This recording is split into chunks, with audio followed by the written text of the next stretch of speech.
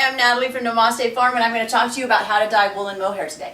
One of the things that I do is I don't really wash my wool or mohair ahead of time. I wash it the same day that I'm going to dye it, and this just saves with having to have it outside drying and then bring it back in. It's just I do it all at once. A lot of people think, for some reason, I'm not sure why, that you have to have your stuff dry before you dye it, but you're going to get it wet anyway. And I actually think it's better to have it saturated with water before I put it in my dye pot.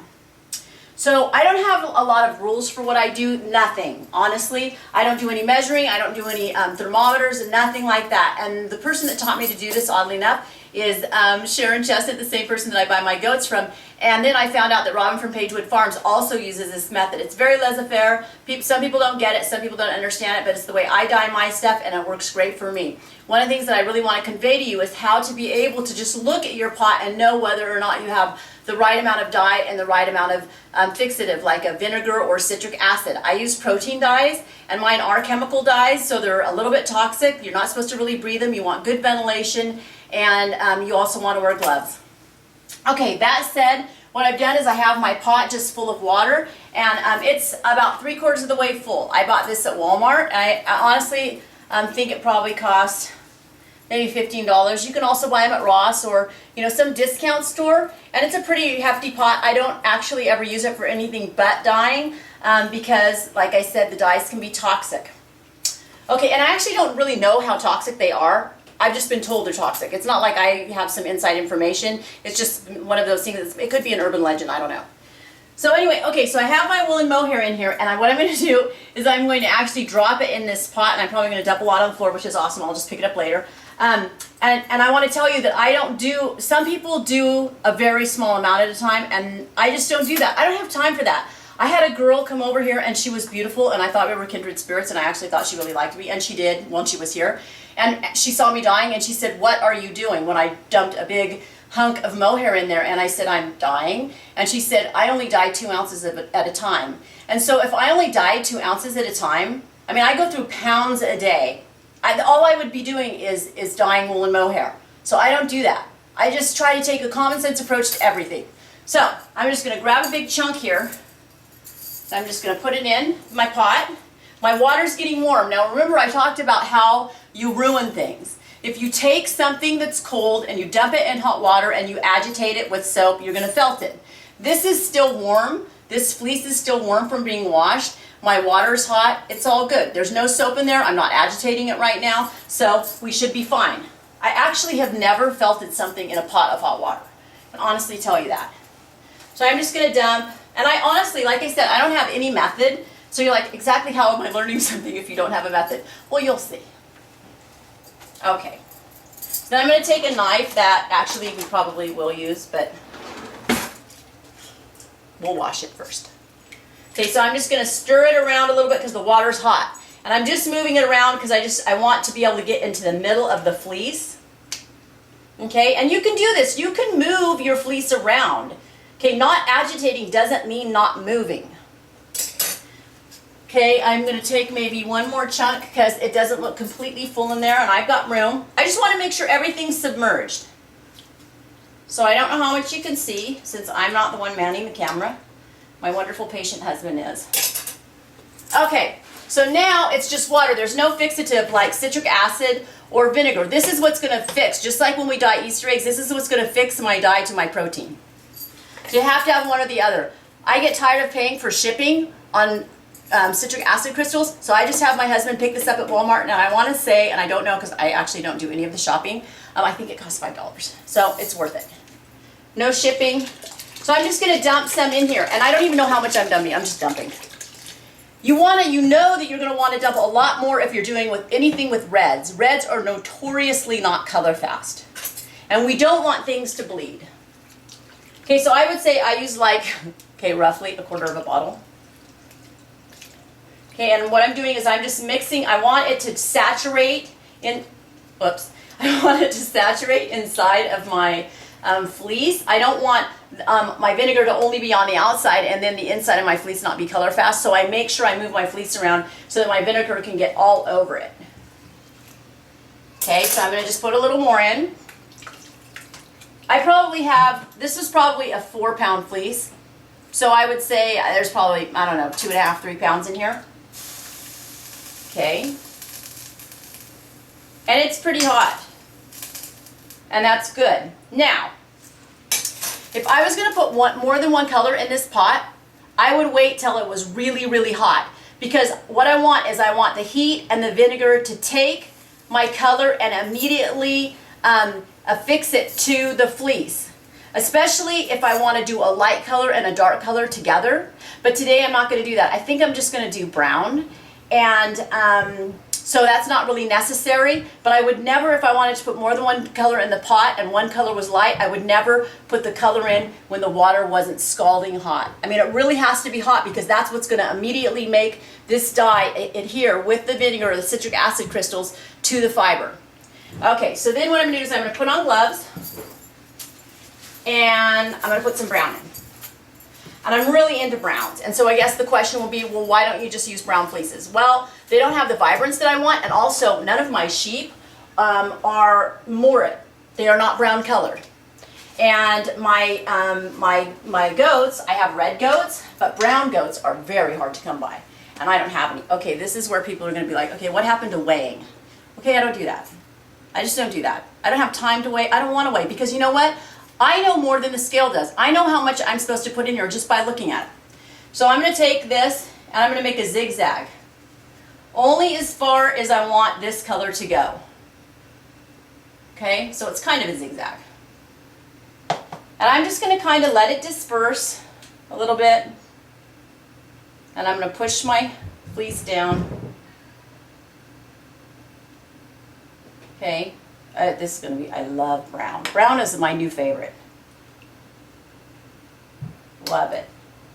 And this brown has this kind of burgundy tone to it, and that tells me that I am probably going to want to put another color in. I can never put, I try to put one color in, I can't. I just can't. It's like physically impossible. The other thing is I don't really care for green that much except for chartreuse. So what happens is I'll start to do like a forest green, and I end up pouring so much stuff in it, it ends up being burgundy.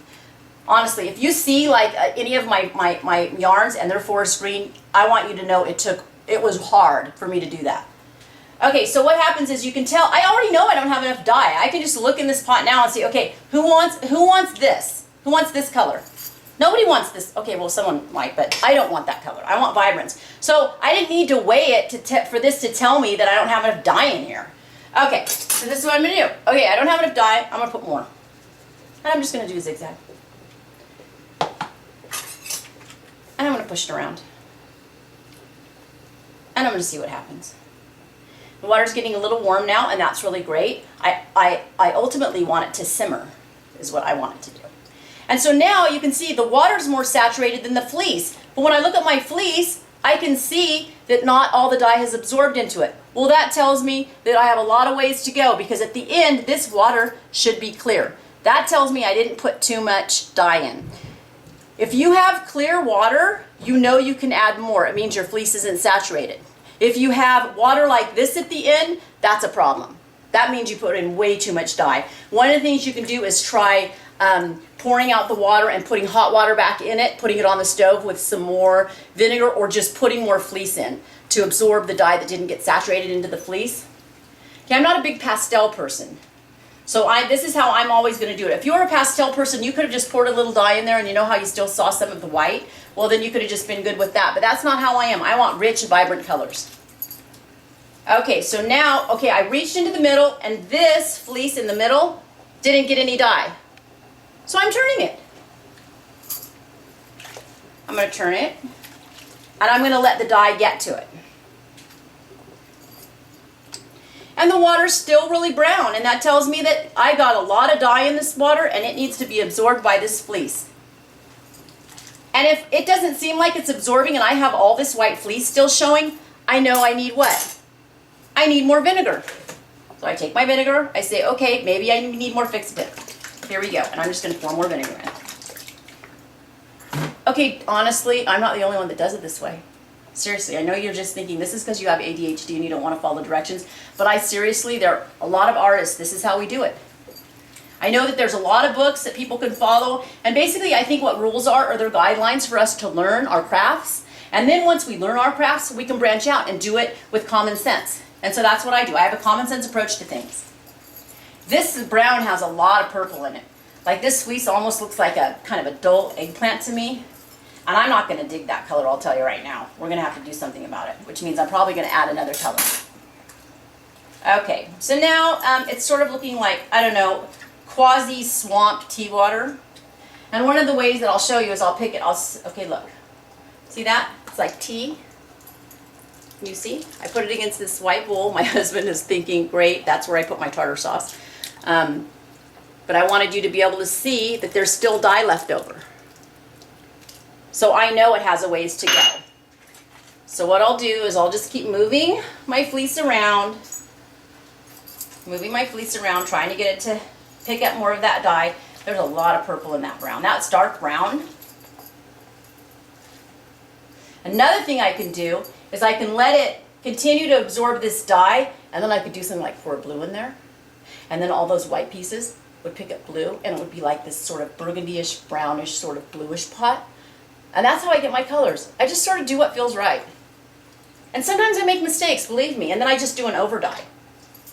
That's one of the things Robin at Pagewood Farms, she's just like, I make mistakes all the time on my dyeing pots, and then I just over dye it and it looks awesome. She goes, some of my best colors were mistakes. Problem is you can never reproduce it. Okay, so I'm not super loving the fact that I have all that burgundy in there. So I'm going to take, this is just regular brown. I'm just going to put some regular brown in and see what happens. I have a feeling it's going to be kind of golden, because I can tell there's a lot of yellow in this dye. So I'm going to do what I told you before. I'm just going to zigzag it. It's good. Okay, and now I'm going to push it, because I want it to kind of go to the bottom. I want to get it all, oh yes. It's already making me a little happier. Oh yes. This is weird. It's very purple. Of course, it is possible that I read that wrong and I put purple in. Seriously, my eyes are really bad. The optometrist told me that he can actually tell someone's age by their eyes. Like after 40, he would know whether I was 40 or 45 or more. I'm seriously thinking about getting glasses, but they make me kind of dizzy. Okay, as you can see, I'm pouring more in because I'm like, it's not absorbing fast enough. I think I'm just going to pour more in. I don't waste this way. I know you think I am wasting, and I'm not. I could tell it needed more. It's not absorbing into the fiber fast enough, and I can see my fiber's not saturated. See that? That tells me it's not saturated. And I'm almost to a simmer, and I know you're thinking, how are you putting your hands in there? It hurts.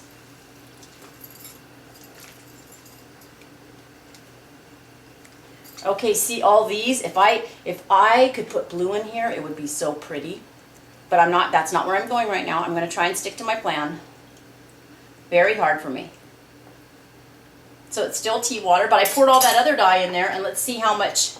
It's still like the same color. That means that this pot absorbed all the other dye that I put in from the regular brown, not the chocolate brown. Like I said, I'm not super in love with this color right now.